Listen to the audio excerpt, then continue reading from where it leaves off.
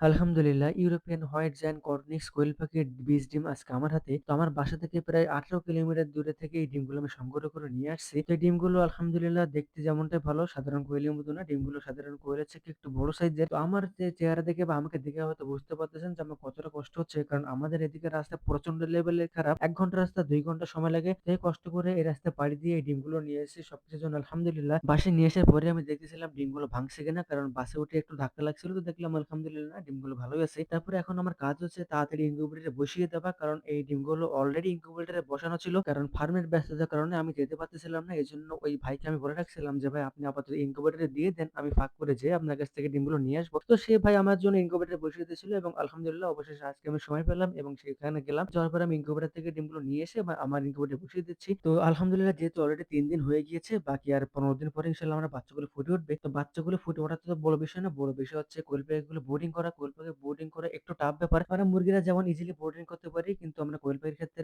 Easily boarding করতে পারি না, একটু কষ্ট হয়। আর আমি আগেও বলেছি আপনাদের এই ডিমগুলো সাধারণ কোয়েল পাখির মতো নয়। সাধারণ কোয়েল পাখির থেকে একটু বড় ডিম, ডিমগুলোর সাইজ অনেক বড়, সেটা দেখানোর চেষ্টা করতেছিলাম। তো ডিমগুলো সুন্দরভাবে ইনকিউবেটরে বসিয়ে দিলাম। বাকি ১৫ দিনের অপেক্ষা। ভালো থাকবেন, সুস্থ থাকবেন। আসসালামু আলাইকুম ওয়া রাহমাতুল্লাহ।